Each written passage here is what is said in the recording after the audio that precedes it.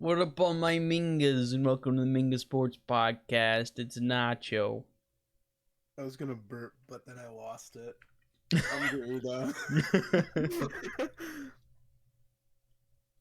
Yeah, this certainly was a week of football. Yeah, football happened this week. Mm-hmm. Do you think it? I think it surpassed my expectations. There were a lot of closer games than I thought there were gonna be. A lot of decent football being played. Yeah, for the most part, yeah. A lot. There was really good games. I watched the majority of them, just because I couldn't. I was on a plane. I had the Patriots game open and then NFL Red Zone. Yeah. There it was. Yeah, I saw the first half of some of the 1 o'clock games, and then I got on a plane, and then I got off a plane because they're like, our toilets don't work. Let us fix those. So I got off the plane and I just sat on my phone, and then I got back on the plane, and then I flew home. But and then I missed the second half of the 1 o'clocks and the first half of the 4 o'clocks. And then I didn't watch Sunday Night Football just because I'm like, I probably don't need to watch this. And we'll get to that game later. I came home and watched it. Nice. Alright, so instead of going over just, big games that happened, we're each going to choose a best and worst from now on. And then, of course, at the end, we'll have that certainly was a game. Our favorite. That's my favorite segment. I think that's gonna be the fan favorite. The fan voted favorite segment. When we get fans. Mm-hmm. But my best for the week was Tampa Bay at the Rams. Watching Matt Stafford sling the ball was so good. It's very good. Watching the Rams defense just basically shut down Tom Brady. Yeah. For 60 minutes. No, for not really 60 minutes, but for a period of time. Very good content. And I predicted the Rams. I'd like to go out there and say I predicted the Rams. I think I also said Rams, but it would be a close game. Yeah. And I predicted, I don't remember the exact words, but I think I said Rams by like 7, and it was Rams by 10. I'm going to go see if I can pinpoint that exact moment. Yeah. Keep picks. It was we should. It was a pretty good game, and honestly, I've seen this before, but if the season ended right now, Matt Stafford would have the majority of MVP votes.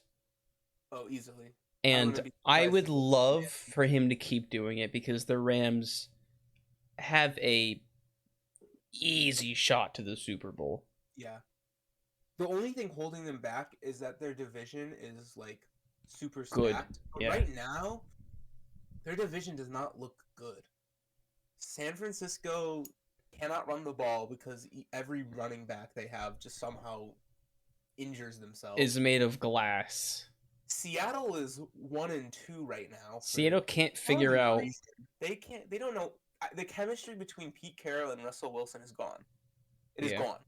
So there's problems there. And Arizona proves themselves this week. I think they're a good team. I think Kyler Murray has been very good as of recent. He's playing amazing. He's great outside of the pocket. He can sling the ball. He can run the ball. Better Lamar Jackson, in my opinion. I think I said that a week or two ago as well. Yeah. But the Rams have just looked so dominant in all of their games. And I was literally just talking with someone 20 minutes ago because I'm looking at trading Robert Woods on my fantasy team because they don't use him. Because they have Cooper Kupp, who is fucking immaculate. The chemistry between Cooper Kupp and Matthew Stafford is amazing. They click so well. Yeah. And then you got Van Jefferson, who's great in the slot. I just forgot the name of their other receiver that I said. Oh, Desean Jackson. Hmm. He's somehow still in the league, but he's still got speed. Like he's like 35. He's still got speed like he's 25. Like that man can run. He had a nice deep ball against Tampa Bay. And like you don't really need Robert Woods on the team anymore. They've been using him as like for reversals because of his speed. So they've been using him for reversals, and they've been using him out of the backfield just because their running backs aren't entirely healthy either. But very solid on offense, very solid on defense. Probably the most well-rounded team when you really think about it. Yeah. But yeah, Tampa Bay, they didn't look bad. It's just their secondary is kind of dog shit since like 3 of their cornerbacks went down. That and the Rams secondary being good, that's what led to this outcome. Yeah, I think there's not much more to say about that. It was an amazing game. Both teams played really well. Thankfully, Gronk isn't injured, so he can play in his return to New England. Yeah, I think that's the biggest news. Yeah, I was like, no, he's injured, and then their X-rays came back negative. Negative X-rays. That's big for Gronk. He might be limited in practice still, but he should. I think I saw something saying that he should be playing on Sunday. Mm-hmm. Moving on, I said that my best game was the Bengals against the Steelers in Pittsburgh. Boy, I saw the score. I didn't watch any of this game. I saw the score and it put a smile on my face. I watched some of it, and what I saw was exactly what I thought would happen. What I wanted is the Bengals are becoming a better team because they have figured out how to play football. Joe Burrow is playing like a veteran. He understands football so well. Honestly, Joe Burrow on a good team, that's a dangerous team. But he'll probably be on the Bengals for a while. He was a Bengals fan growing up. He'll be in the Bengals for a while. Jamar Chase, the headlines about him not being able to catch footballs is obviously fake because he has 4 touchdowns and 3 of those are 30-yard receptions. I saw something, and it was the Bengals made the right choice picking Jamar Chase over. I sent that to you. Is that you sent it? Yeah, because it said Jamar Chase has 4 touchdowns and Penny still has 0. We'll get to the Lions later. Yeah. But Pittsburgh, oh my God, why did you sign Ben Roethlisberger to another year? Just let him retire. Yeah. Honestly, Steelers fans are so upset with Big Ben that I would be too. He just didn't. He can't. He's just not performing. No. And the Steelers did. I don't remember if T.J. Watt played in that game. I think he might be out, but no, he did not play in that game. But he was ruled out. Golly, I mean, bad game for Pittsburgh, but great for the Bengals. That was a great win. They were clicking. They were playing great football, and I love it for the Bengals how they won that game. Yeah, I thought that was a must win for Cincinnati, in my opinion. Mm-hmm. Because yeah, like you're always going head to head with Pittsburgh and Cincinnati. Like that's a big in division rivalry, but Cincinnati has been unfortunate when they played Pittsburgh in the past. Yeah. So it seems like they're finally gonna get revenge, and I think this season they definitely will. I saw a statistic about how the Bengals are never good in Pittsburgh. So this is great to see.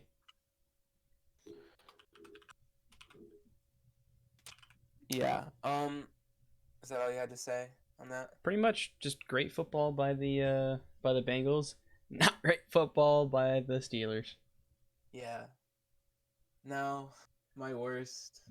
A little sad part. This is so fucking painful. Mm-hmm. I renamed my fantasy football team this weekend. Not this weekend, yesterday. I renamed it to the New York Giants. Oh. My fantasy team. Let me read off some of my fantasy players that like started my week 1. So started week 1, we had Josh Allen. Yeah. All right. I have since traded Josh Allen for Dak Prescott. So I had Dak playing for me in fantasy. The weekend I trade Josh Allen away, he puts up 40. No biggie. No big deal. Not at all. I had Alvin Kamara and Saquon Barkley. Then I had Robert Woods and Julio Jones, Travis Kelce, Corey Davis, the 49ers defense, and Harrison Butker. On the bench, I had Galladay. I have Mike Davis now. James Conner. So, I had T. Higgins, but he was in the Josh Allen trade. But man, I'm 0-3. I haven't won a game yet. So I'm out here just like I'm trying to make some trades happen this week. Like my team's gonna massively explode. But it really reminds me of the Giants going into the season. I was hyping them up. Like I'll admit it. I was hyping them up. I was like, their defense is good. You got Blake Martinez. You got James Bradbury, Adoree Jackson. Then you got Logan Ryan. Xavier McKinney's gonna break out this year. Leonard Williams, Dexter Lawrence up front. Giants defense is gonna be great. Boy, was I wrong. They've been shit. They've been total dog shit. Letting Atlanta score 17, letting the Broncos score 23, losing to the football team, letting Taylor Heineke score 30. It's just bad. Our offense has been surprising. Yeah, like, Dan Jones has not been playing bad. Danny Dimes has been playing... Throwing dimes. He throws it on a dime.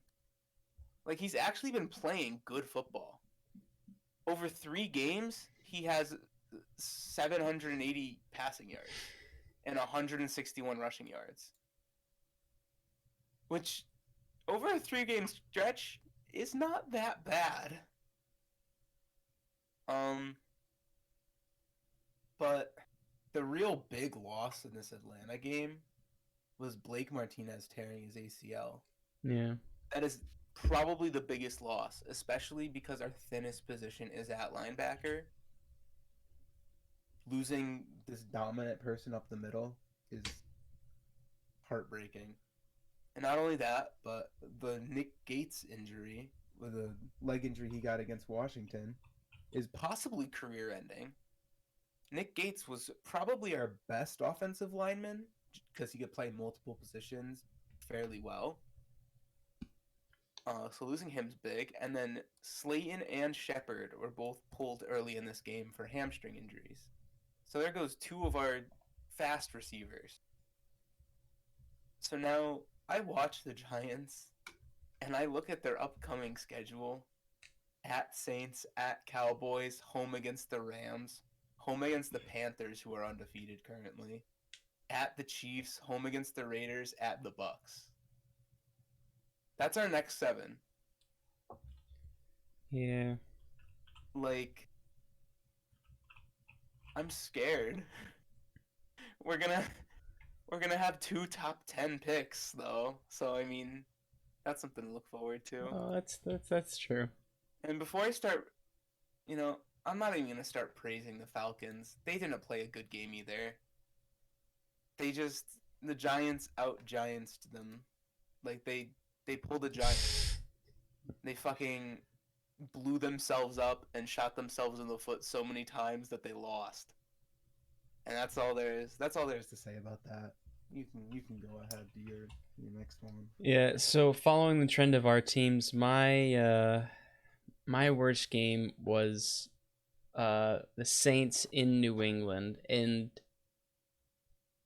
I am so disappointed with how we played because I watched the great majority of that game, and so one of one of the Mac Jones had 2 interceptions and 1 touchdown. One of the interceptions was kind of his fault because he like fell over, he got pushed over, and then he just threw it. The other one was, I forget who. I think it was Jonnu Smith, probably. Nice. Who it just went through his hands and was just picked off when he should have caught it. That's another thing. Jonnu Smith, catch the goddamn football. He could not. Good passes to him. A lot of catchable balls. Nobody could catch the ball. It was awful, and it pisses me off how bad we did. And our defense, we made some good 3 and outs against the Saints. We were doing good on defense, which was like, oh, okay, you know. But then freaking James White has to go down with an injury. Yeah, that's a big loss for you guys. Matt Judon had a game. I think he had a sack or 2. Nice. There was so many opportunities for touchdowns, so many good passes. There was one where it was a touchdown pass, but he just overthrew, I forget who. But Kendrick Bourne, he could catch the ball, and that was basically the only person that Mac Jones was throwing to, because he's the only person who could make production. And I'm just so disappointed with how we played, because it was a winnable game. We could have won this game, but we gave up too much. And then where they scored their last touchdown, the Saints, that was an easy 3 and out we could have set them to, and we just didn't do anything about it. All around disappointing. Mac Jones, I mean, he did all right. He had 250, 270, something like that, passing yards. Mm-hmm. So, I mean, that's not bad. That's pretty good. I am noticing a bit of a trend. Which is? Jameis. Uh-huh. He's been, he's either really good or he shits the bed. He's either new LASIK Jameis that you saw in week 1, or he's 2019 Jameis. Because if you look at the first 3 games, his completion percentage against Green Bay was 70. His completion percentage against New England, where he did pretty good, was 62. So he went 62% for 130 yards and 2 touchdowns. Now, for the Saints, that's pretty good because they rely on Kamara for a lot. That one game in between that loss to Carolina, 50% completion rating, 110 yards, 2 interceptions, 0 touchdowns. The only 2 picks of the season he has thrown were against Carolina. So I'm seeing a trend of you're either going to have Jameis play pretty good, not like MVP caliber, but like average NFL quarterback, maybe even a little more. Or you're going to have him play 2019 Bucks Jameis, where he goes 30 for 30.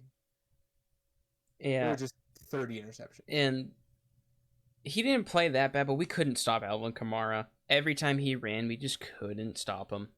And we knew exactly. I could call out exactly when he was going to run. We just half the time couldn't stop him. Yeah. And that's good for me though. I have him on my fantasy team. And I'm looking at the stats for Mac Jones. He had a 58.8% completion rate, and that's not on him.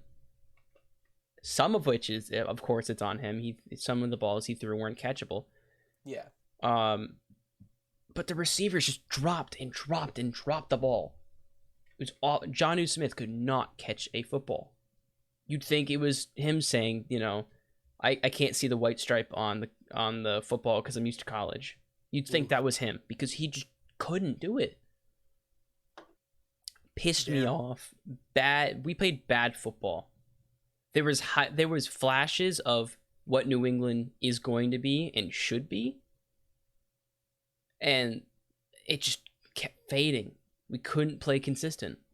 And that was the thing that Belichick said at halftime, "We need to play consistent," because we weren't.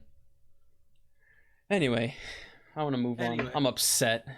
Yeah. I got fired up. You can probably rant about that like as long as I can rant about the Giants, and that's probably an hour. Mm-hmm.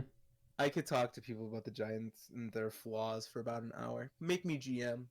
I was Dave Gettleman. I'm on the fire Dave Gettleman train. I was in a bad mood the rest of the day because we played such bad football.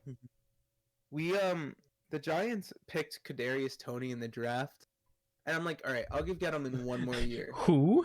I'll give Gettleman one more year, is what I said before the draft in March. Like, all right, like he better make some damn good moves in the draft, damn good moves in free agency. You know, we got Kenny Golladay, we got Adoree Jackson, and I'm like, okay, this could be good. We got Kyle Rudolph, and then he drafts Kadarius Toney, and I'm just like, what are you doing? We already have enough receivers that can run fast. Yeah, I remember on draft night when they said Darius Toney, you were like, what? Why? I wanted this. Literally, this season just proves you wanted to draft a defensive player, right? We should have drafted Kwity Paye or whatever middle linebacker, any middle linebacker that was available. But I wanted Azeez Ojulari in the first round, and good on Dave Gettleman for sitting on him because he somehow fell to whatever pick we got him at in the second round. And he's been playing actually some pretty good football. But I wanted Kwity Paye because our D-line, I think that would have solidified it. You don't see a lot of 3-4 D-lines getting like a ton of great, like being like some of the best. Like you look at the Niners and you see like their front four and the football team. Dare I say Washington has the most deadly front four ever. Or not ever, this season. Mm-hmm. But like we could have had a dangerous front three if Kwity Paye played up to potential with us. With him, Dexter Lawrence, and Leonard Williams on the ends, Blake Martinez up the middle, Ojulari on the outside linebacker. Like that could have been good. But no, we went with the receiver who had -2 yards in his first 2 games. I remember that's fucking great. The social media team was like, "You wanted a playmaker, we went out and got him." No, you got Kenny Golladay. We didn't need fucking Kadarius Toney. Like he wasn't even the best receiver available. I would have if it were Elijah Moore, I could have been like, all right, I guess. Elijah Moore's playing good, I think. Yeah, that's why I said I thought we should have picked Elijah Moore, and then he fell to the Jets in the second round. I'm like, what the fuck? Anyways, moving on to that certainly was a game. The fan favorite segment, really. Mm-hmm. Once again, I think all 3 weeks, like we didn't do it week 1, but if we had, it probably would have been Ravens and at Vegas. Yeah. The Ravens are back in it. They were in it last week, they're back in it this week. Baltimore at Detroit. For what should have seemed, I don't even remember the spread on this. It had to have been double digits though. It was either like 8.5 or like I think it might have been 10.5, 12.5, whatever. But it's 19-17 against the Lions. Against the Lions. This was a bad football game. Yeah. I watched these highlights. It was a bad football game. And passes, no offense or defensive presence. In classic Lions fashion, they lost a game last second, of which they were going to win against the Ravens. All right, we'll talk about this controversial. Did you see the play clock on the last play the Ravens had from scrimmage? No. So before Lamar snapped the final ball, like the final play, the play clock was at 0 for about 2 seconds. I kid you not, it was about 2 seconds. So they should have thrown a flag for delay of game, which would have pushed it back 5 yards. which would have made the field goal never happen, essentially. Nah, 69 yards. Legatron could do it. It'd be 71. What? 5-yard penalty, 66. Oh. Can you do math? No. All right. But yeah, it would have been a 71-yarder, which he would not have made because he. No, he's Legatron. You can do it. He bounced it off the crossbar from 66. Yeah, I know. I love his new nickname. People are calling him Legatron, and I love it. So I am fitting. loving So it. fitting, though. Oh, it is like the perfect nickname, I was watching something, and it's so good. I was watching PTI today. That's what I was watching, and they showed today was like the anniversary of the Sebastian Janikowski kick, where Lane Kiffin threw him out there to kick a 78-yarder. Could you imagine going from the record at the time was like 62? So could you imagine going from a 62-yarder to a 78-yarder? That ball was so short when they showed the replay. It was so funny. But could you imagine if he made it? Nobody would make a field goal that long forever. No, ever. And he's like, "Oh, I made an 81-yarder in high school," and I'm like, "I doubt that." No, you didn't. I doubt that. How? Yeah. What was the win looking like? What was the ball PSI? Yeah. So Justin Tucker wins it. The Lions lose to the Ravens. All of the Ravens games are so close. Yeah. It doesn't matter who they play. The Raiders, who are hot right now, the Chiefs, who are AFC title. Are the Ravens hot? They've won the game close. Raiders, I mean. I said Raiders. I thought I said Raiders. I thought you said Ravens. No, the Raiders are hot right now. Yes, the Raiders are hot right now. Baltimore played a close game with them but lost. They beat the Chiefs, who, won the AFC last year. And then they just barely beat the Detroit Lions, who we thought going into this was going to be one of the worst teams in the NFL. Which are currently. But we'll get to that later. The Lions are playing good football. I'll give it to them. They are playing good football. I think it was Stephen A. It might have been Stephen A. Smith or someone else that said the Lions this year are just going to be a thorn in people's sides.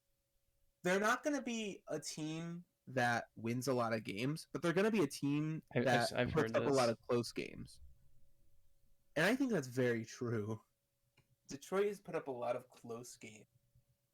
And it's just unfortunate that they, can't come away with any of them. They almost beat the Niners at the last second. Mm-hmm. That was a little scary. They played a good first half against the Packers, just shit the bed. And then... They play the Falcons later in the season. Oh, they win that. Easy. And the Bears. No, they play the Bears twice. And the Bears can, sometimes suck. Yeah. And also, they do play the Eagles, who... Yeah. But yeah, that certainly was a game. Justin Tucker had 187 yards worth of field goal. So good for him. Hell yeah. Let's get to the other games. Yep. Carolina at Houston. Carolina at Houston on Thursday. Carolina wins 24-9. Sam Darnold. Oh, I was gonna get into Christian McCaffrey first. I was gonna. Go ahead. Sam Darnold's playing some football, isn't he? Yeah, he plays very well when his line doesn't explode. And I don't know if I'm overestimating the Carolina offensive line or if I'm underestimating the Houston defensive line. Well, Houston's D line got through a lot in this game. Houston's been playing some football. We said they were 0-17, and they've been playing football pretty well. Yeah, they've been hanging in there with some teams. But Houston kind of hurt themselves in this. They just could not. They just didn't have a solid game plan against the Panthers. And I think the short week really hurt them. I think if you saw this game on Sunday, you give them a lot of time to prepare with Davis Mills for your game plan. Mm-hmm. I think that this game could end differently. It's a lot closer. I would still give it to Carolina. I mean, Sam Darnold, he's out of the Jet system, and then which makes people realize, wow, someone needs to get fired. Yeah. Because Sam Darnold is playing like a first-round pick. Yeah, he's living up to his potential finally, which I love. I love that for him. The other quarterback though, Davis Mills, 19 for 28, 170 yards and a touchdown. And he also is a giraffe. Not too shabby for a third-round pick in his first career start, of which he was not supposed to start for probably a couple of years. Probably next year, honestly. But a solid start. Didn't turn the ball over a lot. Didn't turn the ball over at all. He had great security. He made pretty good decisions. A few of his throws were off, but that's to be expected with like nerves and shit. But he didn't play a bad game. No, he didn't. I really think that it was just Houston wasn't prepared for Carolina, and that's what really got them. All right. Whoa. Oh, never mind. I said all right, but I am passing over. I just had a thought. You're passing over probably one of the biggest headlines of the week. Yeah. Which is Christian McCaffrey and J.C. Horn both getting injured. Yup. McCaffrey exited with a hamstring. Hamstring? I watched it. He was just running and his leg just went like stiff. It just stiff armed. Or stiff legged, I guess. So he is currently out. He won't be placed on the IR though, is what the head coach said. Mm-hmm. But he was having a good game, and then they were even saying that they don't want to play him a lot because they know he could get injured, so they want to keep him healthy. Mm-hmm. And it was funny because the announcers were saying that, and then he got injured. That leaves Chuba Hubbard out of Oklahoma State. I think he was this year. He was a 4th round pick. That's insane to me. I don't know how he's a 4th round pick. He was fucking balling in college. 11 carries for 52 yards. Not too bad for filling in for Christian McCaffrey. But J.C. Horn is another injury. I think his was a bad injury. I do not remember what happened to him. Yeah, he's on IR already. Oh yeah, he had like bone fractures in his foot or something. Oh. Yeah, like multiple bone fractures. So he's on IR, and that leaves Carolina in a pretty weak spot for a secondary.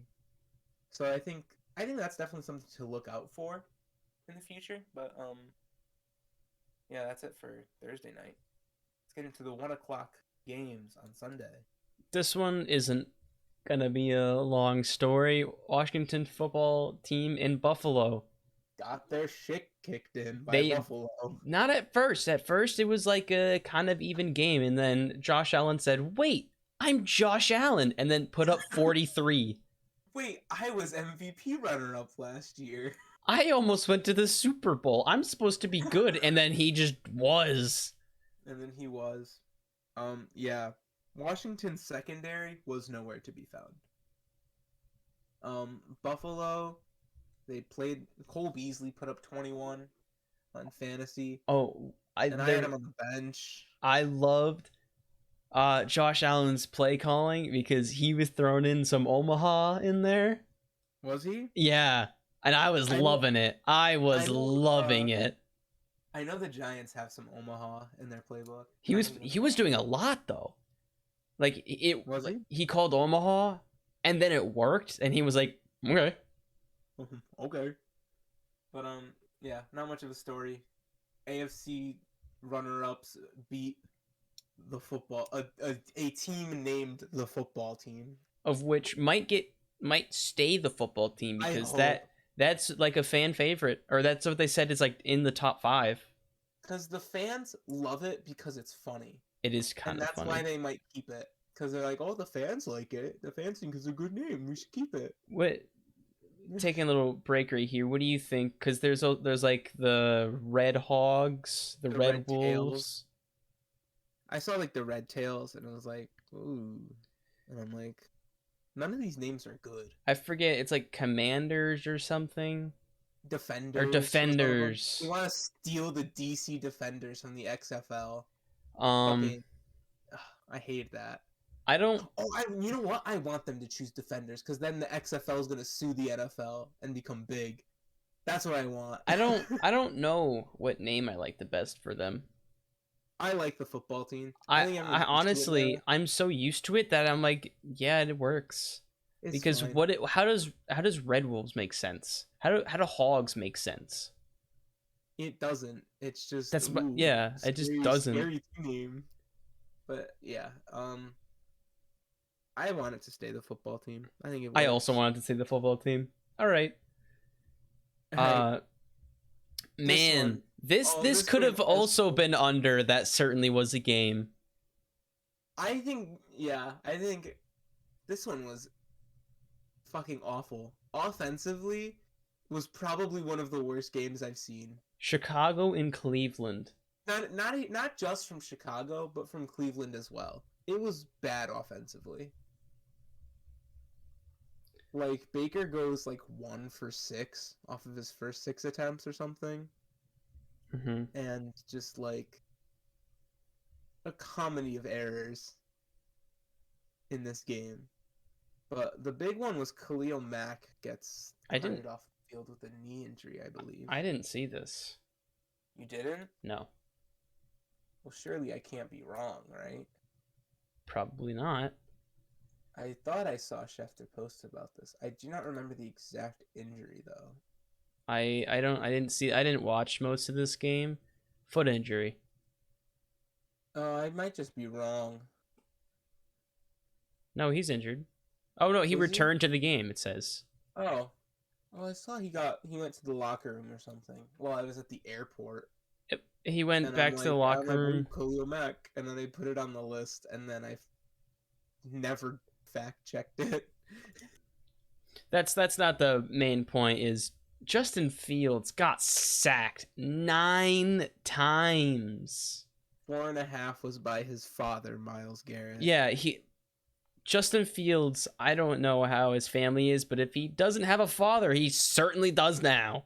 So there's a lot of things that can there's a lot of things that can come up for excuses for Justin Fields. Like, oh, they were against the Browns pass rush. It's like, yeah, okay.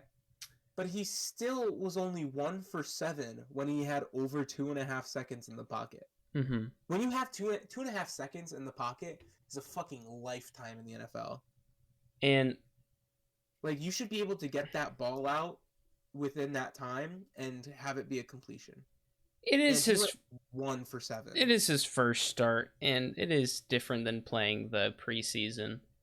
Well, he also had a bunch of snaps in last week's game. That's Didn't true. do too hot. But he was like running. And overall on the day, he went 6 for 20 for 68 yards. But he got sacked so many times that his net yards was 1. He had 1 positive yard in this game. The Chicago Bears line didn't give him much. They kind of folded.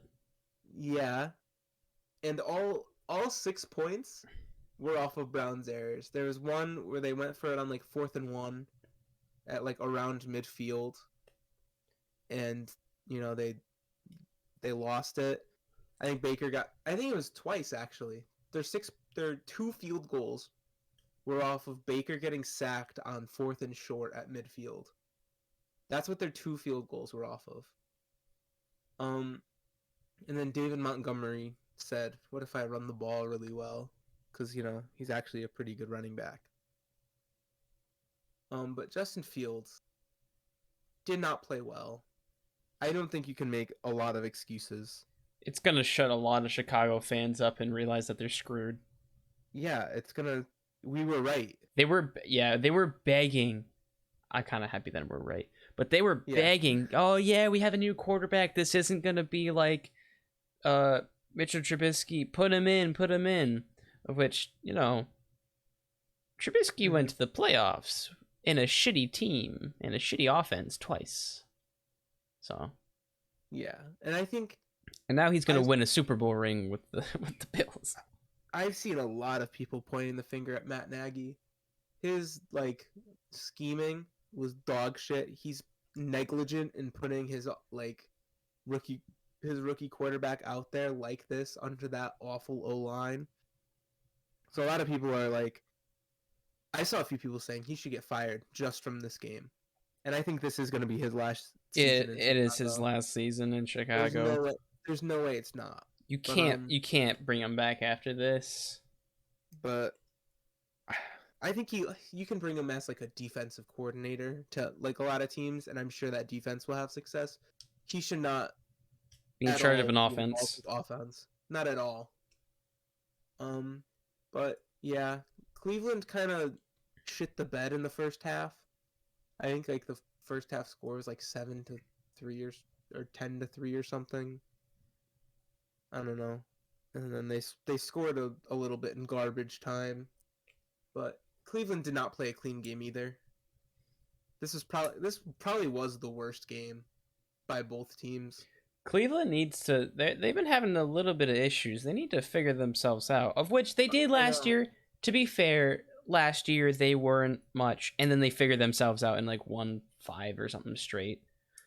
Yeah, I hope it's just a slow start, because I want my Super Bowl predictions to be correct. I hope not, so I can get Trubisky a ring, so my Super Bowl predictions can be correct. I don't think Trubisky's getting a ring this year. Nah. I'm sorry, I hate to break it to you, but the way, Buffalo's offense has been so underwhelming, just in general, this year. So I think Josh Allen really is going to have to step it up to how he was last year, and then they got a shot at it. But I don't know, especially with Kansas City getting, they got blood in the water now. So some other AFC teams are going to be sniffing, trying to get into that championship game. Mm-hmm. But moving on, let's just get right into the Kansas City game.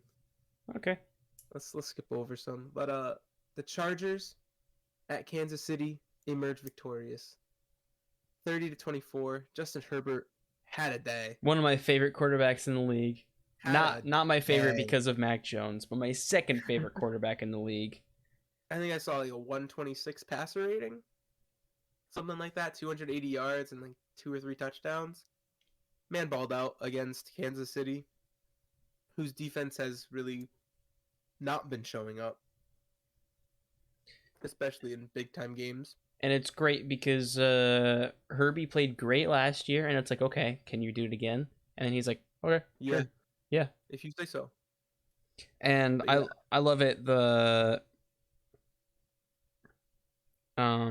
was someone a reporter said to Patrick Mahomes last year, the beginning of the season or sometime during the golf tournament.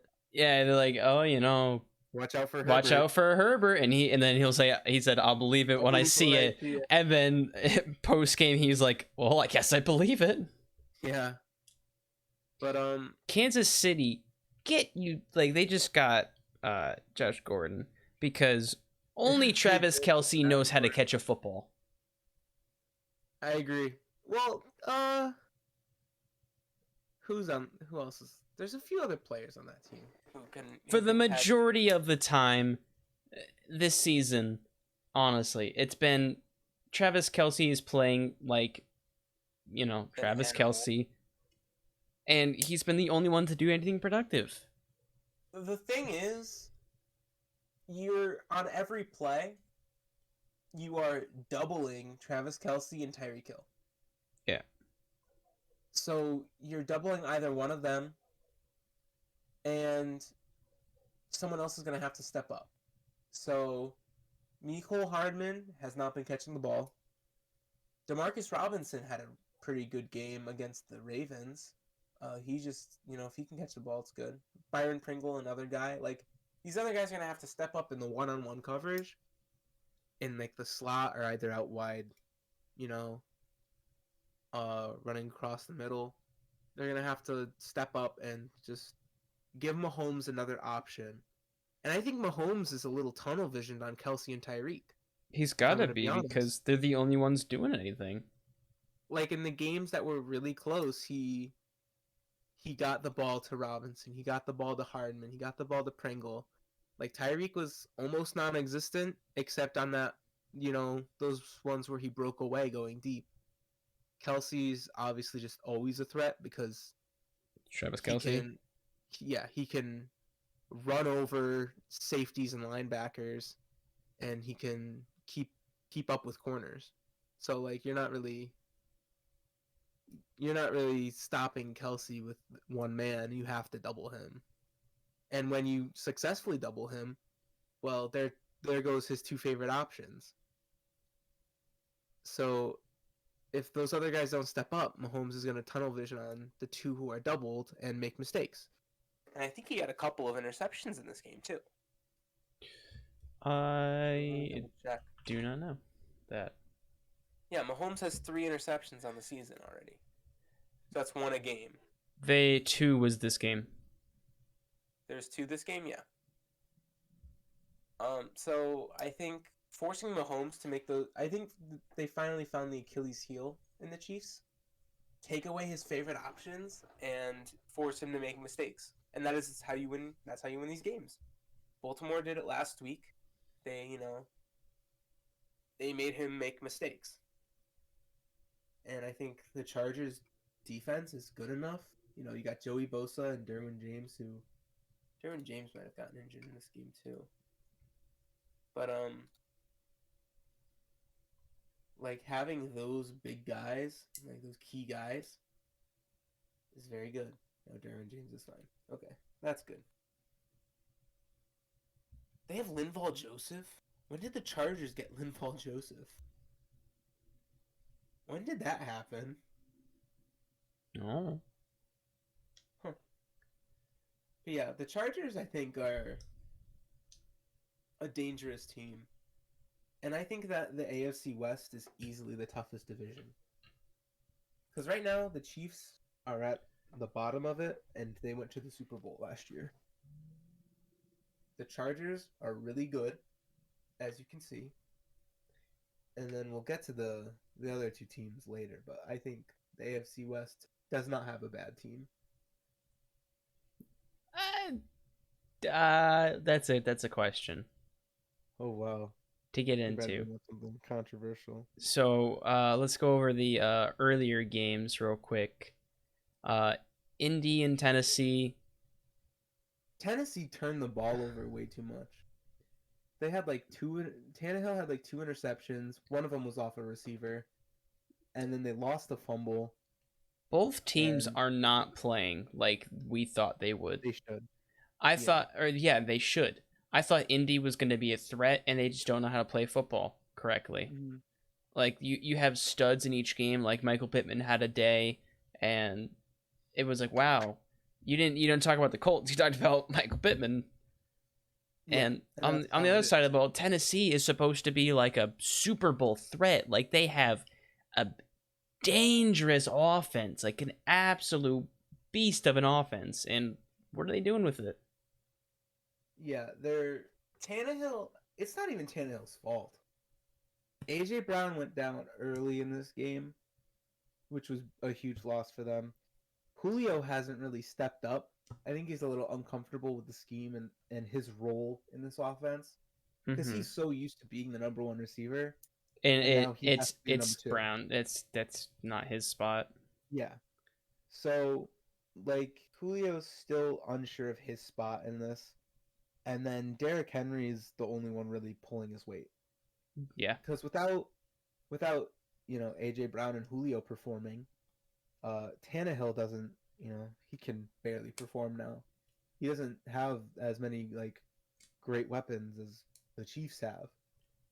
So it's harder for him to pull his weight without, those people who can catch the ball and get open. So they rely on Derrick Henry, and they still win this game. So good for them, I guess. Yeah. But I think it was mostly on like Colts errors. These two teams will be teams to watch in the future just to see how they pan out. They're very interesting. I think they both. I don't even know. The AFC South is going to be weird because one of these teams are going to win the division. Mm-hmm. Houston doesn't have what it takes, and Jacksonville definitely doesn't have what it takes. So it's going to be one of these two teams in the playoffs, or maybe both if they decide to learn football. Speaking of Jacksonville, though, this was a game. They were up at halftime. Jacksonville was up at halftime because what? I don't even know what to say about this game. They returned the 109 yard kick for a touchdown. What is it? Matt Prater, who held the record. He had a bad day. Yeah. Matt Prater had a bad day. He went into the game with the record, which was 64. When he was on the Broncos, I think. But I think he was on the Broncos when he kicked the 64-yarder. Yes. Yes. He's at this 1:00 game. He attempts a 68-yarder, is about 4 yards short, lands into Jamal Agnew's hands, and then 109 yards later, he's in the end zone. Arizona still wins just because they have Kyler Murray. Oh, no, it was hype for Jacksonville fans, but you weren't winning that game. No. Ended the game 31-19. I think it gave them just enough hope so that the second half just completely destroyed them. Yeah. But, yeah, it sucks for Jacksonville, Trevor Lawrence has been mighty quiet since starting. Number 1 overall pick hasn't made any headlines. Take a look at Trevor Lawrence's stats. I can't imagine they're amazing. Oh my god. Alright. So Trevor Lawrence is 64 completions for 118 attempts, which is a 54.2 completion percentage for 669 yards. 5 touchdowns and 7 interceptions, while only taking 5 sacks. He had a lot of yards week 1, 332. Yeah. He got half of his yards in week 1. That's insane. His quarterback rating is 60.3, which, if I'm not mistaken, is historically bad. And to be fair, Trevor Lawrence in a different system doesn't play like this. But also, does Trevor Lawrence in a different system play good? Yeah, and I mean play like Trevor Lawrence should play. I knew coming into this, I had like he's going to the worst team. He's obviously not gonna, perform at his best this year. Not a lot of people do. Peyton Manning, he had the most rookie interceptions in a season, his rookie year. And then look what he did. And he's a first ballot Hall of Famer. They said it took the committee 13 seconds to finalize. That was how long the conversation was. So it could just be a rocky start. It could just be his system's dog shit, which fire Urban Meyer is. He wants to go to college anyway. Let him. Let him walk to USC. Really. But I agree with both things. He's in a bad system. He'll learn how to. But Matt Stafford learned how to play in a good system. He had a weapon, Mhm. you know, Well, Matt Stafford is Matt Stafford. probably he was probably been the most underrated quarterback the last decade. Yeah, everybody. I was saying it before the season started. Like, I'd love to see how Matt Stafford plays, Mm-hmm. and because he obviously played well in Detroit, but how is that going to translate to a good team? And it translated He well, and I'm glad for it. But he led Detroit to playoff games. That alone says something. yeah, Detroit has been in its history historically bad. Like probably one of the most losing franchises in the league. They won the last championship that they won was in like the late 40s, early 50s.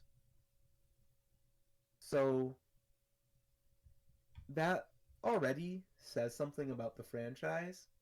And when they still cannot do anything with like however many first round picks that they're getting, something's wrong with that team.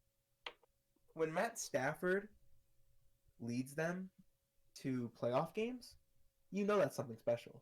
Yeah, they didn't win any, but still, he's a special talent. And now you see him on a good team, and boy, it's fun watching that's them. true. What have they been doing with these picks? Because the Browns have been historically super dog shit, and they just were like, okay, we have a bunch of picks. Can we turn this around? And they were like, yep, Mm-hmm. and then they did.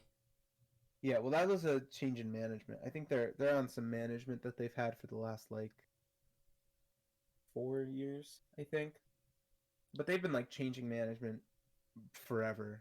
Because as soon as you get two bad seasons where you don't get more than 3 wins, you're gone. That's just how Cleveland has operated, and they've gone through a lot of personnel Yeah. ever since they moved to Baltimore, and then begged for a new team. They just have not been good. So yeah, the Lions figuring themselves out. Yeah, the Jags need to figure out a system where Trevor Lawrence works. I think that's the big thing here. And honestly, as a rookie QB, let him speak his mind. Let him Yeah, like you got to give what him what some he's control. comfortable with. You have to let him because he's your franchise guy for I don't even know how many years you're gonna keep him in there. Um, I assume they're just gonna pay him a bunch of money and he'll stay there forever. But Mm, but maybe he wants to win and he'll leave. that's true. Um, but so I would give him some power, give him some like, hey, maybe we need to do this on the defensive side of the ball. Hey, maybe we need to Mm, run this route yeah, and once again, fire Urban Meyer. and fire Urban Meyer. But yeah, I like what Arizona's doing this year. I I really think that Cliff Kingsbury has figured out how to use Kyler Murray and make him a consistent football player, a consistent quarterback. And I love watching Kyler Murray play. Yeah, I think he's probably one of the most fun quarterbacks to watch He because you just don't know what he's gonna do. he just plays backyard football and it's awesome to Mm-hmm. watch. Like, is he gonna roll out and run it himself? Is he just gonna scramble out of the pocket for a decade and then launch it downfield to D Hop? Will he just straight up throw it to Christian Kirk on the sideline to make a fantastic catch? Yeah, he can do all of those. And he So does them all the yeah, time. yeah. I think Arizona. I think I said this last week. I think they claim the 5 spot in the NFC I think you did playoff say race. that. I don't see any other NFC team that is good enough to get that 5 spot, and I think the Rams already win it. Yeah. The Rams win the division at least. But yeah, under the 4 o'clock games. Not much to say about this next one. Denver at the Jets. Yeah. It's a 26-0 shutout for the Broncos. Jets hire some new people, please. Yeah, they need to pull a Browns and literally clean the front house. The front office needs to just go. Something's something's not entirely right with them. They thought they made all the good steps, but did not. New schemes, new players didn't does not seem to be working. Uh, but everyone's like hype on Denver, This but is we'll what I get to was that saying later. before. Yeah. That Denver has played teams that together are 0-9. Yeah. Denver should be good. They're supposed to be good and are very happy with themselves. But they are not I mean, they I beat think their they're good. games, but are they an actual 3-0 team? How is this going to translate to whoever they're playing next week? I think they're good, seeing as how all of their wins were dominant wins. 27-13 against the Giants. The Giants scored a touchdown in garbage time. 23-13 over the Jags. 26-0 over the Jets. So you're scoring almost 30 a game, and your defense is holding up on average like 10 points a game. It seems that, yeah, Teddy was the right call. Teddy was definitely the right call. But, like, holding up 10 a game and putting up almost 30 a game, like that, those are good numbers. I think when we do see them play better opponents, I'm not going to say, really good opponents, but just better opponents, that'll really show the test. Like, have them play, like what are their games coming up? I was gonna say Ravens, next week they're playing the Ravens, which will Ravens, be a tell game. Ravens, Steelers, Raiders, Browns. I'd highlight that Steelers game as being okay, this is gonna be their proven game. The Steelers are a mediocre team this season, I think. Mm-hmm. It depends on how they play in that game. That really would tell me how this team's gonna be at the end of the season. But nonetheless, the Jets suck. Jets game. suck. Zack Wilson, you're kind of like, yeah, you're kind of getting Sam Darnold right now. Where if you ever move to a different system, you might be better. And honestly, Zack Wilson is just one of those kids where he needed to sit for like 2 years. 1 year. I think he could have sat a year. A year and a half. I think he needed a lot of time, honestly, because he went from a shit school who played shit team. I mean, he obviously played good. Mm-hmm. Second overall pick. Don't know how he's going to perform. He throws to ghosts. I don't know if that's him or if that's just what Jets he's... quarterbacks. I think this is the most underwhelming quarterback draft class in a while.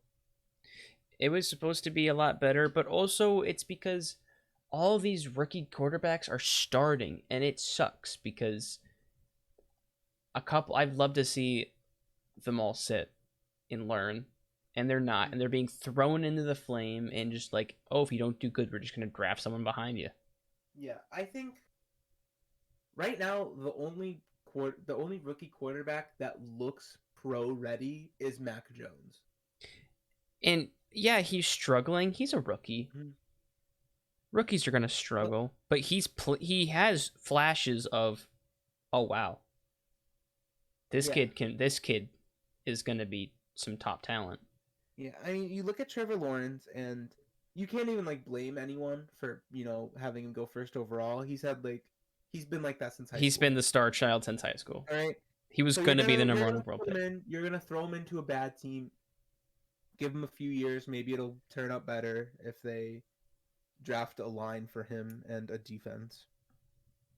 And then you got Zack Wilson, who's coming out of BYU, who did not play a tough schedule last year. And so he's not even facing top talent. He's not facing top college opponents. So you're going to throw him straight into the NFL? It's like he skipped a step almost. They were so confident in their, without even talking to him that much, they were just like, all right, Sam Darnold, bye-bye. And then Sam Darnold's like, all right, finally.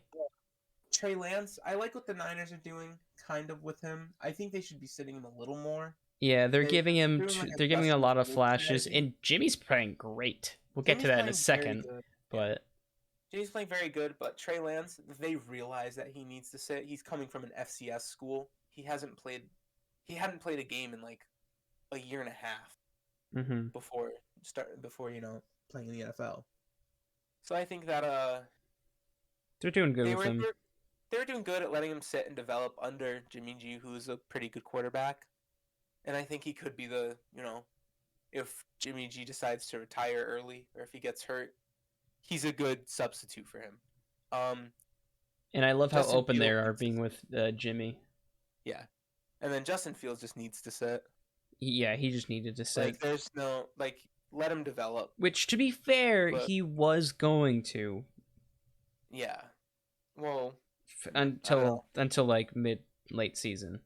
Yeah, I don't mean, know, for the first couple games, he was supposed to sit. Yeah, and then Bears fans were like, "We want a quarterback in the future to play now," and I'm like, "You're dumb." Bears fans are dumb. Bears fans are dumb. Chicago fans, dumb. All right. And then Mac Jones, I think, has proven himself the most so far. Yeah, he's 1-2, but still, give him some time. Let him develop. Yeah, he doesn't have the weapons to make a playoff push, but he has the weapons to succeed. He has the personnel there to succeed, and so far he has been putting up numbers to where it's possible for him to succeed there. Of which, when he loses games, he gets Brady mad. Yeah, so I think he's probably the most successful so far out of the rookies, but we'll still have to wait and see. Next game, Miami at Vegas. Vegas in another overtime game. Edges out Miami. Both teams actually scored in overtime. This went into overtime at 25-25. The final was 31-28. Both field goals on their first drive, and then Vegas took it with another field goal. I did not watch this game. It was a game. Derek Carr balled the fuck out. But I am glad that Miami did not get a win. Honestly, I would not be surprised for Derek Carr MVP votes. If MVP voting started now. Yeah, I see him keep playing like this. Mm-hmm. He's got a 65 completion percentage, 1,200 yards, 6 touchdowns, 2 picks, and He's already at 1,200 yards? Yeah, and 101.4 passer rating. That's 400 yards a game. Yeah. Absolutely nuts. This was it was 435 against Baltimore, 382 against Pittsburgh, and 386 against Miami. Derek Carr is a legit quarterback. He had a 75.7 completion rating against Pittsburgh.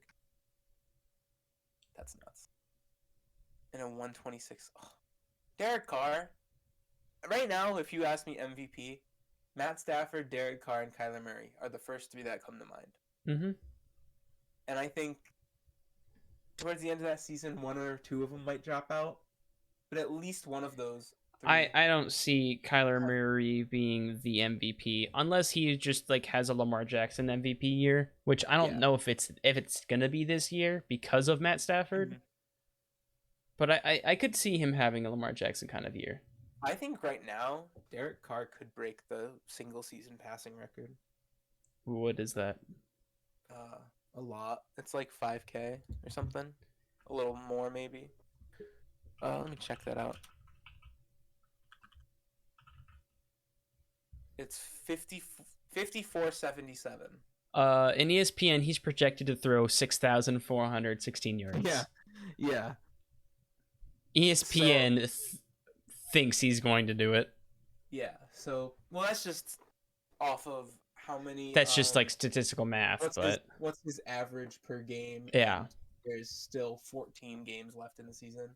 But I could see him keep throwing 300 yards a game. That extra game in the season is definitely going to help him. And I think it's very possible. Peyton Manning was the one who did it in 2013. And, what's he have for touchdowns? Derek Carr? Oh, he's only at 6 touchdowns. I was going to say maybe he's got a shot at the 55 Peyton put up with the extra game, but I don't think so. Unless he has a game where he puts up 5. Who has a shot for that is Tom Brady. Tom Brady throws touchdown passes. Brady does have a shot. He has 9, I think. I don't want to put you down or anything. I know.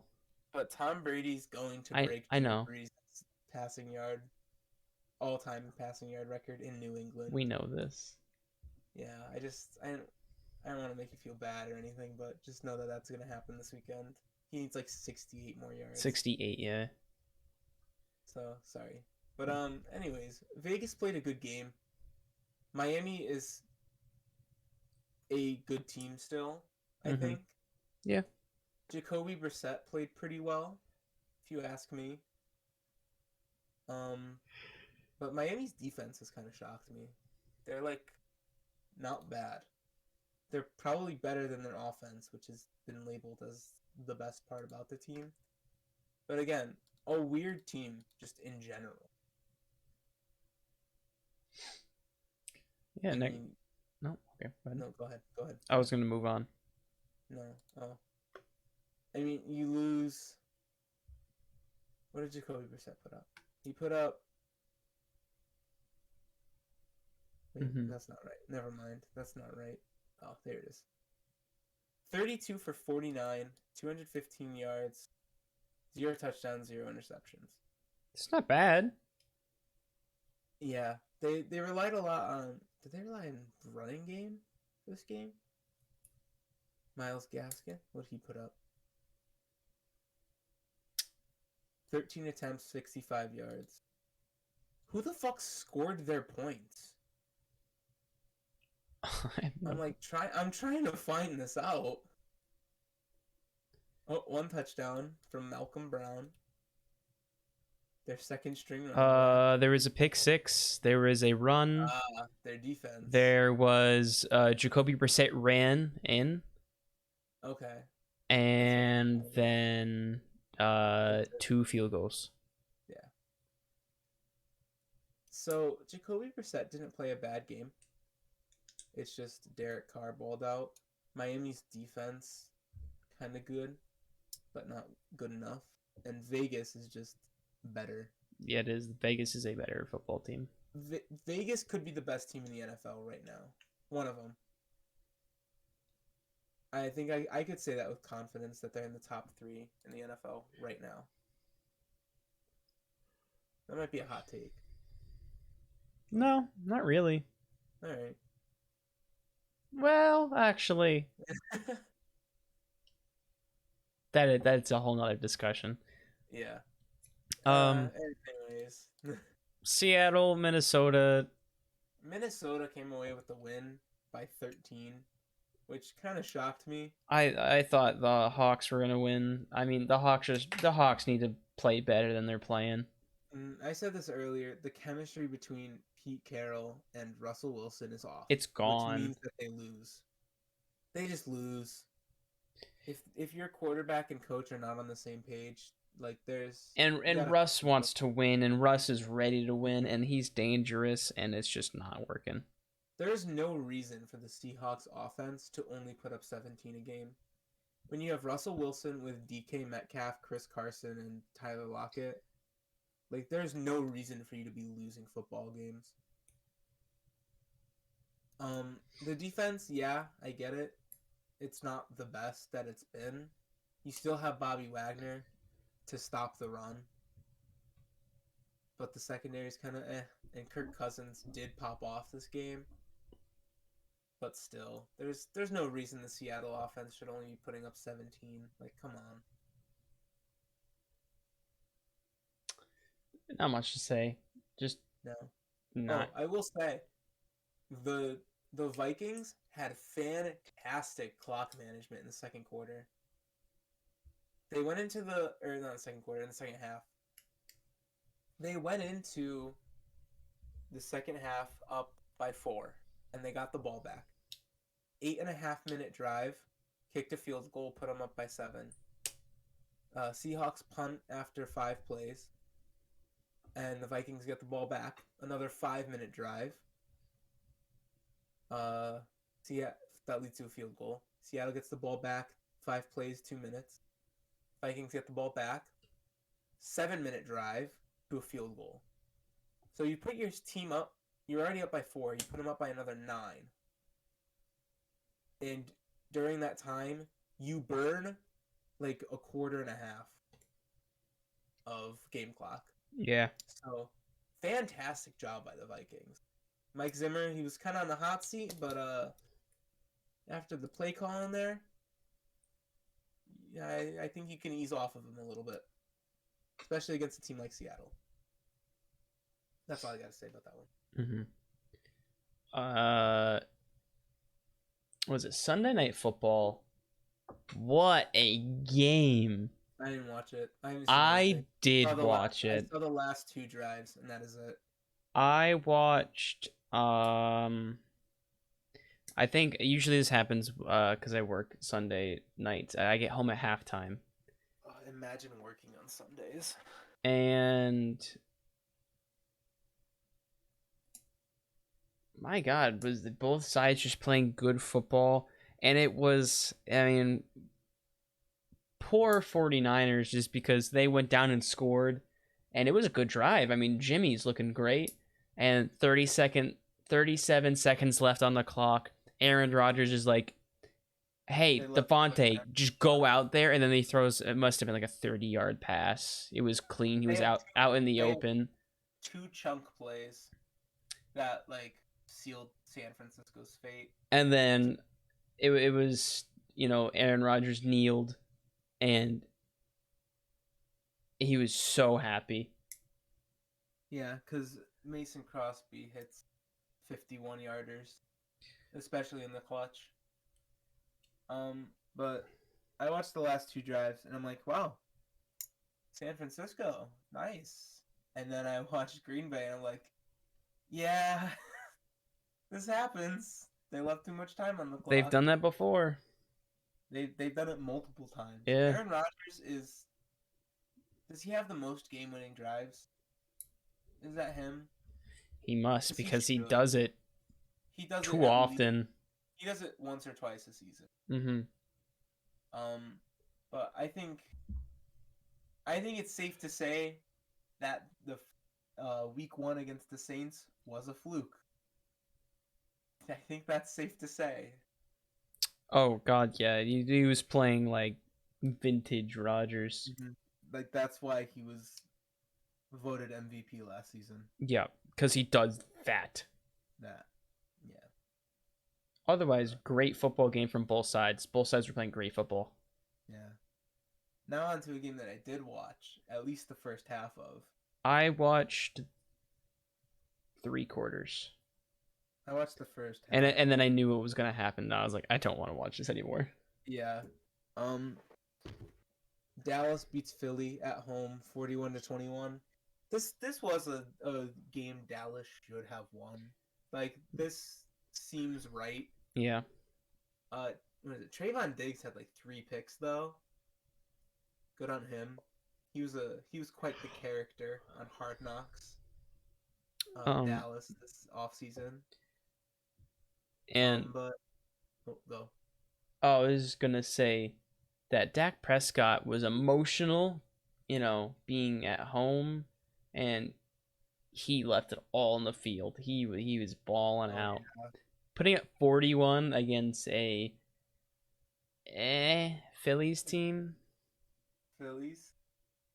God damn it! I keep doing that. Fucking Eagles. I wouldn't even say they're an team. They're not a good team. Their one win was against the Falcons, who are the Falcons. So yeah. Understandable. But like they've had some good plays, but they're not a complete team yet. Yeah, and I saw they were trying new things. There was a design run for Jalen Hurts, and then immediately tackled at the line of scrimmage. Oh yeah. Seattle, I think Seattle's or not Seattle. I don't know why I'm saying Seattle. Dallas's defense has it outperformed my expectations so far. I think adding Dan Quinn on as your defensive coordinator, although he sucked as a head coach, he's not a bad defensive coordinator. He's showing that he knows what to do with new players like Micah Parsons. They're like, what if we put him at D end because we have a shortage there, and then he just balls out. Mm-hmm. And he really knows what people are gonna do before before the snap. Mm-hmm. So he's calling the correct plays. They're in a good formation. The players have stepped up, I think, a lot. The pass rush is a lot better, especially without DeMarcus Lawrence. The secondary has definitely outperformed. And I hate to say it, but Dallas is looking good. Mm-hmm. I wouldn't say Super Bowl contender like everyone else said. No, I they're think not. they have a good shot at winning a weak division and maybe winning a playoff game or two. Yeah. And that's where I'd put them this season. But good performance from them this week. I'd love you to go more in depth on Dallas because I have to go piss a gallon of piss. So you keep talking about the footballs. I'll keep talking about Dallas. Yeah, Philly did not play well. That's about all I gotta say about them. But I don't like how Dallas is playing as a Giants fan. So I think we play them in like 2 weeks. Maybe. Let me double check.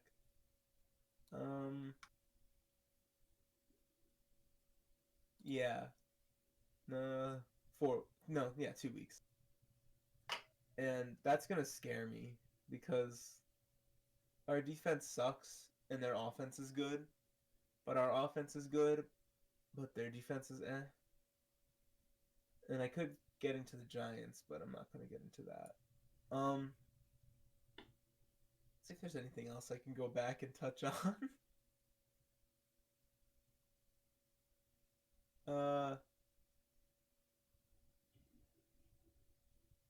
Back on the AFC West, they're just a good team. Like, they're just a good division. I think the Chiefs' regression is gonna spark something in Mahomes and Andy Reid these next few weeks. And I think they play the Eagles this week. But I think they can I think this is a big momentum booster for them, especially since they're going to need it because the week after they play the Bills. They lose that game. Oh, you think? Yeah. Which team do you think I'm talking about? No clue. All right, nice. It's the Bills. Bills Mafia. I'm not even gonna say. I'm gonna have to make you go back and watch that. But about if I had to guess, he should ask the cat. If I had to guess, 37 seconds of straight piss. It was so much. That's awesome. Like, genuinely. I think it was 37 seconds. Nice. Proud of you. So let's get into... I put this on there, and I didn't explain this to you at all. No, I can assume what it means. We're going to rank the 3-0 teams, and then we're going to rank the 0-3 teams. And every week that there's still... multiple undefeated teams and multiple defeated teams. I think we will do this. Mm-hmm. So let's start with the 0-3. Let's start with the worst. All right. What is the best worst team? The best worst team, in my opinion, is the Colts. Really? Because it's Giants, Jets, Jags, Lions, Colts. The first to win a game, in my opinion, is probably who are they playing. The Dolphins. Well, I'd have to see who they're playing, but saying who's the best team, I'd have to go with Indy. Like they're the best team, or like you think like they perform the best, or the best on paper? Like, elaborate. Well, I think they definitely have the weapons to go out and do things. They have Michael Pittman, who they can rely on. Carson Wentz he's getting comfortable with the system. And they've had close games. Or at least they've had, games where they've performed. They almost beat the Rams. It was like, it was 27-24 Rams. Against the Seahawks, okay, but against the Seahawks wasn't great. Yeah. But against the Titans, I mean, they didn't play great football, but they're putting a close game against the Seahawks. I'd say they played a close game against Seattle because they played great against Seattle. It's just Seattle played better. Had they converted on 4th down, that would have been a much closer game. Exactly. Yeah. So I mean, it's 2 plays that really killed them in that game. And I was gonna say someone else, but I think I've been convinced that the Colts are probably the best because their schedule is so fucking hard. Like, we've been talking about this for a while. The Colts' first 5 games, Seahawks, Rams, Titans, and then your next 2 games are Dolphins and Ravens. Like, that's a tough schedule. Yeah. And then you play the Niners and Titans again after a few weeks. So the Colts have a tough schedule, but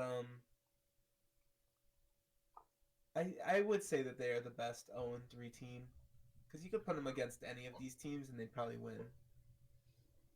The team I was gonna say, but I now put at my number 2 is Detroit. Yep, Detroit has played close football. They've played competitive with Green Bay. They played competitive with Baltimore. They almost brought it back against San Francisco. And this week, spoiler alert, they play Chicago. So I think they could win this game. I think it's a very winnable game for Detroit. And I think that they're probably going to go for the entire season as being the most underrated team. Like we said earlier, a thorn in people's sides. So Detroit's my number 2. My number 3 would be the Giants. My number 3 would also be the Giants. They're a more complete team than the Jets in Jacksonville. But they're still not good. And I put Jacksonville at 4. Yeah, the Jets are the worst. I'd say the Jets are the worst team in the league right now. They got shut out. What's their point differential? Their point differential is -50. Let's see. The only teams that come close are the Falcons at -46. And then the next best is the Jags at -38. That's like point differential. The only games I see the Jets having a chance, because the Jets defense hasn't looked horrible. It hasn't looked awful, but the offense has just not looked. They've looked atrocious. They go against the Falcons in week 5. Mm-hmm. And they go against the Texans, who now I'm not so sure they can beat because the Texans have been playing. And then the other game against Jacksonville, which that's gonna be game of the season. That's gonna be a game because it's gonna be like high scoring or like only one score. I hope that both. I always, you always look to the late season when teams start when teams go like 0-3 to like 0-5, 0-6, whatever. When you start seeing that, and then you see that they match up later in the season, that's always the most anticipated game. I remember a couple seasons ago, the Bengals played the Dolphins, and Carl and I were like freaking out because we're like, this is gonna be a great game. It's gonna be so bad that it's gonna be good. Mm-hmm. So I think the Jets and Jags is that game this season. Let's see, where is that game? It's in New York. You want to go? Let's check out the ticket. Let's see the prices because now I kind of want to go. Let's go. Vivid seats. All right, what do we got? $18 each. We buy tickets now. Let's buy tickets after the podcast. We're going to New Jersey. Oh God. We're going. What are good tickets? Let's get good tickets for like. There's good tickets for like $60. I know. Oh, we're going. Oh my We're god. going to this game. Oh my god. Holy. Sorry, we have Dude, to take this tiny little break from the Dude, you podcast. can sit right behind the upright for $51. 68. Section 126 for $68. Oh, Are you hell fucking yeah. kidding me? 53 and 149. That's what I was looking at. Oh my god, we have to go to this game. That's what I was saying. Let's buy We have to tickets go to now this because those are going to go up. Let's buy them after the podcast. After the pod. Okay, sorry, Minga What's pod. the Sorry, date? What's the my date on apologies, my Mingas. This is excuse me, important. This is more important. What's the date on this game? The 12/26. It's the day after Christmas. Oh hell yeah, it is. We should drag TJ with us. Yeah. Oh, ask him right now. All right. Just text him. All right. So, the decided order is Indy, Detroit, Giants, Jacksonville, Jets. Yes. All right. So that's basically draft order. Yeah. I don't know. I don't think so because I think there's a fair amount of 1 and 3 teams, or 1 and 2 teams. I mean, that could be in there. Like Houston, Atlanta, Philly, Chicago. Hopefully, I hope Chicago gets a top 10 pick. But yeah, those are the worst of the worst. Now let's go to the best of the best. Who is the best 3-0 team right now? Rams. Rams? Easily the Rams. Rams, Cardinals, Raiders, Panthers, Broncos. There's who's not in that order. But Rams are number 1. Rams are easily number 1. They're playing like they're in the Super Bowl every game. They're playing so great. They not only they kind of dominated the Super Bowl champion Bucs. Mm-hmm. Like that was kind of a roll, if you ask me. So that's undisputed. Number 2, I say the Raiders. I agree. I say the Raiders. I agree. 2. I agree. They've been quality. They're the first team in the modern era to beat to win their first 3 games against teams with 10 wins. The Ravens, Steelers, and Dolphins, they all won. All 3 of those teams had 10 wins last season. So I think they're number 2. I honestly think they're in a decent position to win like their division. And they're not in bad position to win it. Yeah. The only other teams you really see in that, or I mean, I shouldn't say the only other teams you see in this conversation. There's 4 teams I could pick from, or 3 teams I could pick from if I'm saying the Raiders. The Chiefs, Derek Carr always makes Mahomes work for his wins. And with how the Chiefs' defense has been playing, I think that the Raiders could beat the Chiefs twice this year. Last year, they beat them once, and then they took the second one to overtime and lost. And I think that could be huge if the Raiders beat the Chiefs twice. If they do, they could win. They're winning the division. Yeah, and I think the real only other team I see that can get in their way is the Chargers. I think it depends on how the Chargers play this season. I'd have to see how they play out. They're still kind of an unknown, the Chargers. Like everyone realizes that they're good. They're playing great, but they beat the Chiefs. They lost to the Cowboys by a last-second field goal, but they shouldn't have lost because ref ball got in the way. And then they beat Washington. So they're still kind of like unproven, quote unquote. But I think the next 3 games, the Chargers play the Raiders, Browns, and Ravens. That'll say a lot. If they win 2 out of the 3, that's dangerous. If they can get 2 of those games, they're legit. But I think the Raiders right now have already proven that they're legit. So, I'm liking the Raiders at number 2. Third, I would put the Cardinals. Third is Cardinals. They're just playing great football. Yeah. Kyler Kyler Murray is playing so well, and again, season ends today. He's in the question for MVP. I think the defense is overperforming as well. Oh my god! Like their defense, everyone's like, okay, it's gonna be good. They have J.J. Watt now. Everyone's double teaming J.J. Watt, and they forget about Chandler Jones. And then Chandler Jones gets X. Yeah. Their second. Who's in their secondary now? I actually do not remember.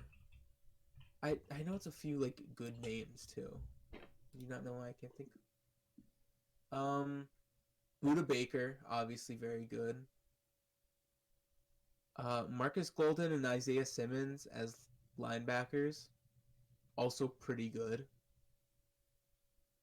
Robert Alford, Byron Murphy Jr., like pretty solid names. For Andy Lee is there. Andy Lee is still in the league. He was an 04 draft pick. Oh. What a Chad. Fucking love Andy Lee. But yeah, the Cardinals are playing very well. I don't think they're playing as well as the Rams, and the Raiders are really hot right now, coming off of those 3 wins. But I'd put the Cardinals up here as average. I think their next few games are really gonna prove something. They're against divisional Rams and 49ers, and then they play Cleveland. So that's really going to show. Those will be great football games to watch. Yeah. The next 3 weeks of football are just going to be amazing, I think. I think it's really, like, there's a lot of good games. A lot of divisional games. A lot of good teams going against each other. Yeah. These next 2 teams are, in my opinion, are easy choice. Panthers, Broncos. No, I go the other way. I think the Panthers are like outperforming what they think. I don't know if the Broncos are going to be able to, like, you know. Neither teams have meaningful wins. Yeah. That's my thing. Like, this next week is, like, actually going to prove. A lot for a lot of teams. Yeah.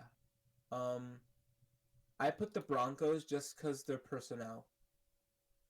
And again, the next 4 weeks are going to prove it for the Broncos. We said Ravens, Steelers, Raiders, Browns. That's really going to prove it.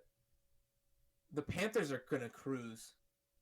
The Panthers have a very easy schedule this year. Their next 4 are Cowboys, Eagles, Vikings, Giants. I think I'm excited for this Cowboys game because I think they're going to get their shit rocked. I really do. You beat the Texans, you beat the Saints, you beat the Jets. Those are not meaningful. The Cowboys, that's a meaningful game. I could see them winning the game though. The Panthers? Mm-hmm. I'm not predicting they're going to win, but I could, if they did win, I could see it, you know? They don't have the defensive power to stop Dak Prescott and all those skill players. And I think Sam Darnold's gonna I think they're gonna underestimate the Dallas defense. I think that's what's gonna happen. So, I think we'll get into predictions later, but I think the Panthers are the worst out of them and the Broncos. I'm still totally just not sold on the Panthers being a good team.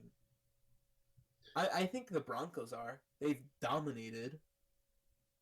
Teddy Bridgewater has shown to be a great quarterback. He's got a lot of offensive weapons, a pretty good O-line, and then his defense is very good. So, I put the Broncos ahead of the Panthers. Real quick break in the football. Oni is playing Smite. If you got into this far in the podcast, comment down below, "Fuck you, Oni," and we'll give you a shout out. Yeah, everyone who types "fuck you, Oni" in the comment section. Also, you haven't posted episode 6 yet. I haven't? No, it's on episode 5 is our latest. Okay, we'll figure that out after. Technical difficulties. Nice. Anyways. Anyways, that's it. Let's go through week 3 previews pretty quick, and I'll write down predictions. All right, Thursday night football. This is an easy pick for me. Jacksonville, in Cincinnati. The Bengals are gonna beat Jacksonville 10.5. 10.5? What? What? What are you saying? I'm saying they're gonna beat them.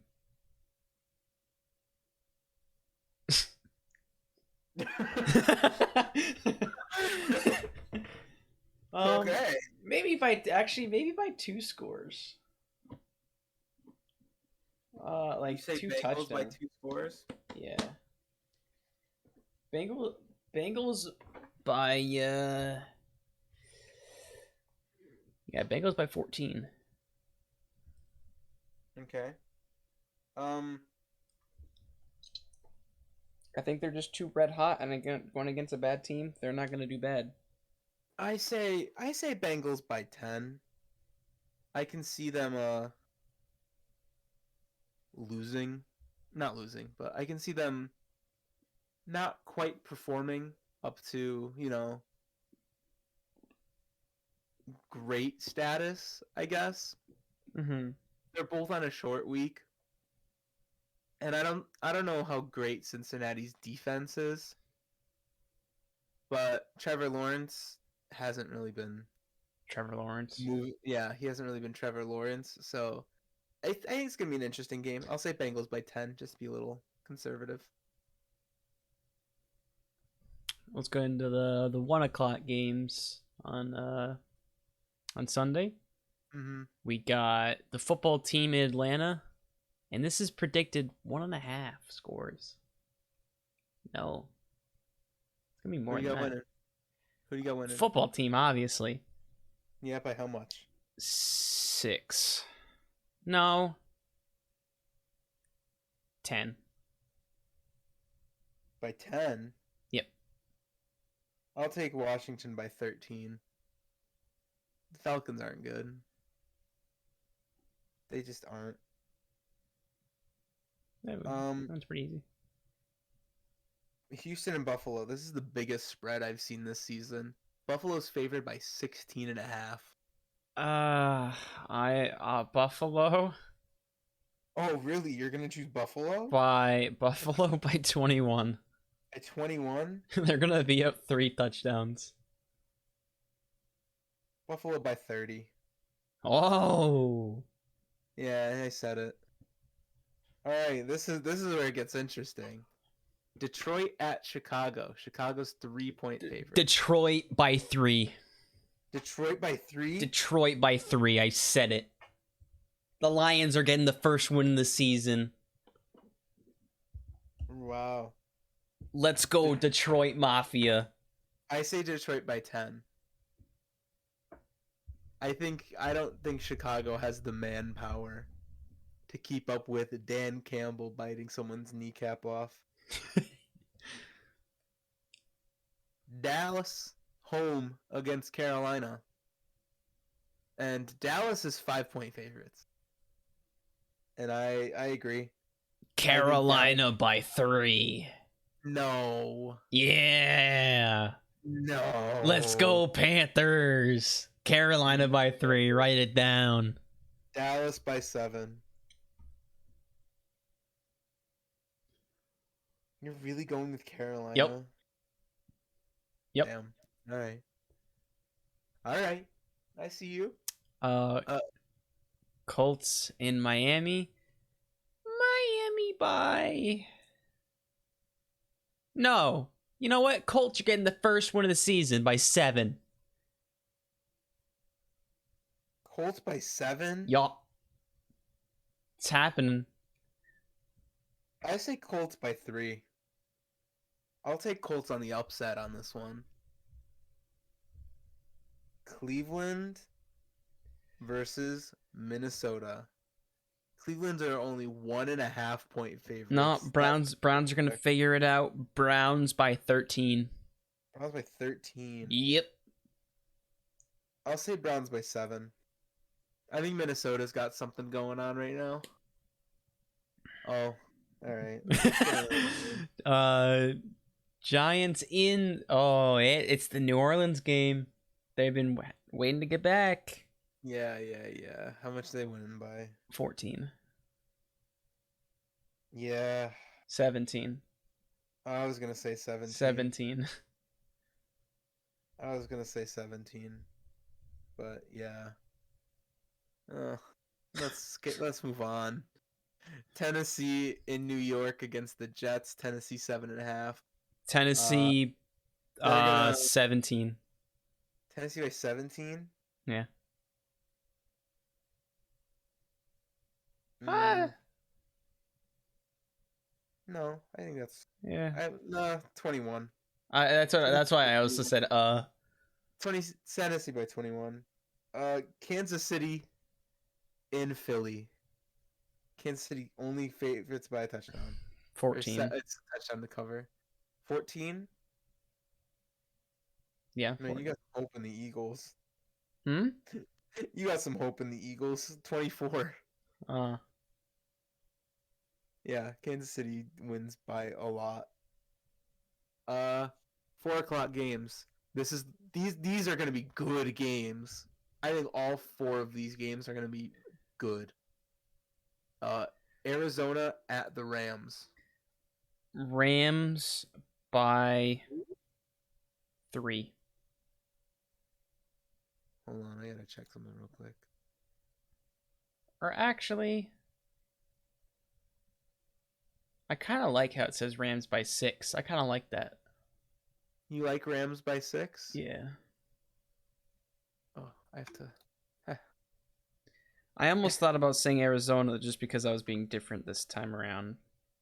You say Rams by 6? Yeah.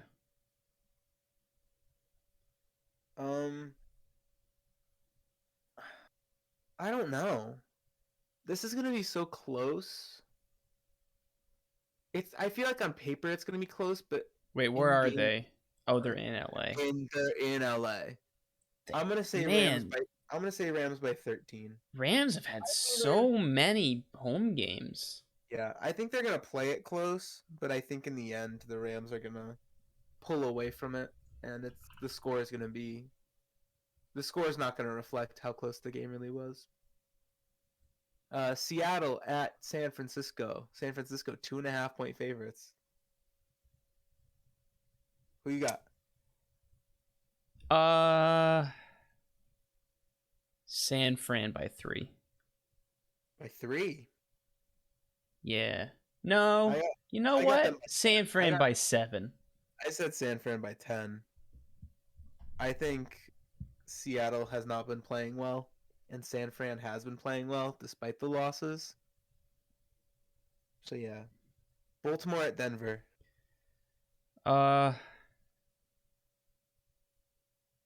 You know what?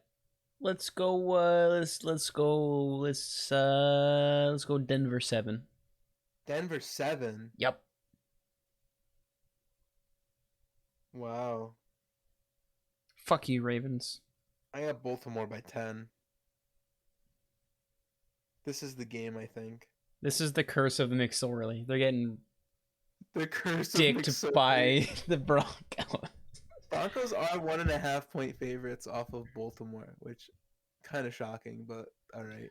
I don't know. I don't feel like his tricks are going to work against Broncos. I think Lamar's going to be able to throw the ball because they're in Denver, so it'll get more airtime because it's Mile High. And that's what I think. Pittsburgh at Green Bay. Rematch of Super Bowl 45? Yeah. Green Bay's favorite. 17. By 17? Yeah. I'll say Green Bay by like 13. I don't see 17. I see 2 field goals and a touchdown. I don't know. Pittsburgh, it depends if TJ Watt plays or not. Because if he doesn't, then I can see that. But if he does, I don't know. I don't. Now, We don't gotta move on. we're gonna move on. We don't gotta move on. What do you think about this one? Brady returns to Foxborough. How much do you think he's going to beat you by? Pats by 3. No, that's not Fuck real. you. Pats by That's 3. not real. Fuck you. No, Fuck that's you. not real. Fuck you. What's your real prediction? Pats by 3. Fuck you. Man. You're really going with that bit, huh? Bucks by 14. Tampa Bay by 17. Did you hear what I just said? Yeah. Tampa by 17. My unofficial is Bucks by 14. My official, if Pats win by 3, I'll get a tattoo. You get a tattoo? No, I won't. Now too. No, I'm not gonna get a tattoo. Yeah, that's what I thought. I'll buy a jersey of who should I buy a jersey of? If the Pats win? Yeah.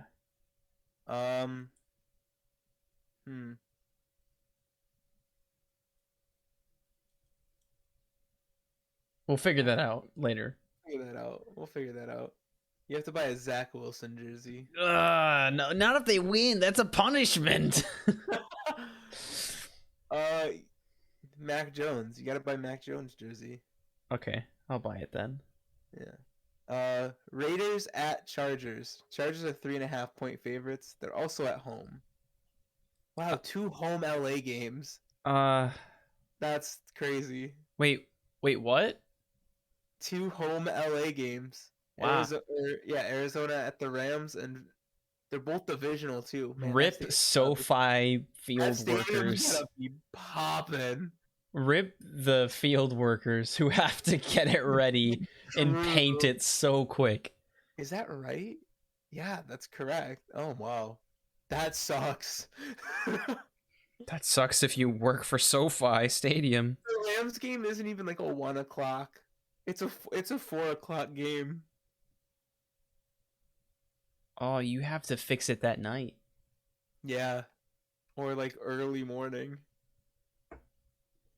Damn, that sucks. Who you got? Chargers by 3. Chargers by 3. Yeah, I think it'll be a close game. I think it'll be like like they kick a field goal and then the Raiders don't score back. I'm gonna call it now. Vegas wins by a touchdown in overtime. Ooh, in overtime. Mm-hmm. That's my pick. I could see it happening. Yeah, so can I. What? Yeah, no shit. It's because you said it.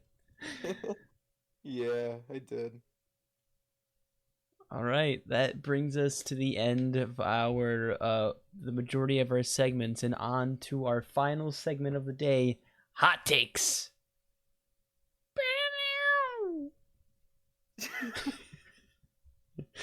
Yeah? I'm going to clip that so we can use that for you. You're just going to play the sound every time. Yeah. Play that one. I like it. Golly, hot takes. Big Ben is benched midseason. Big Ben gets benched? Yep. If he keeps doing shit.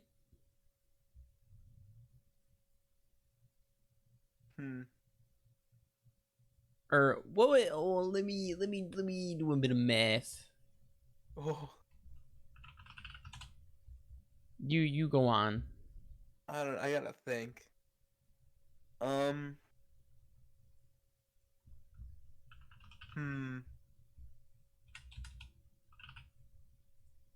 I think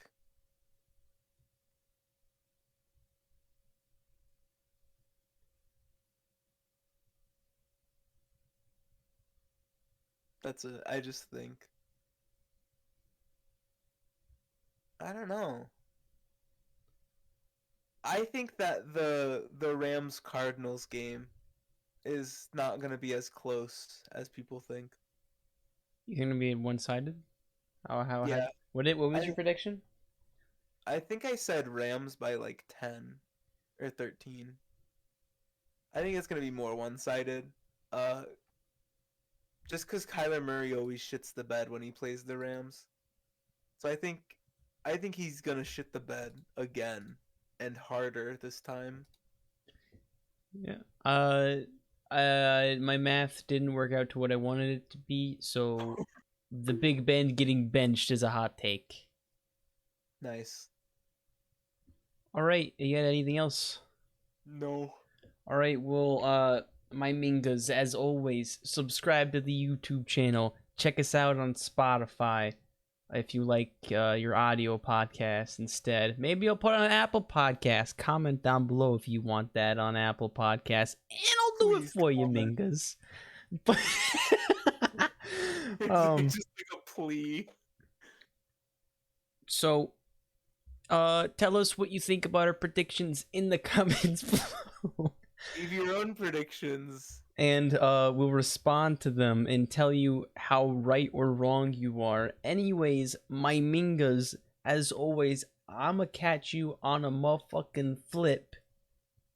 Word to your mother.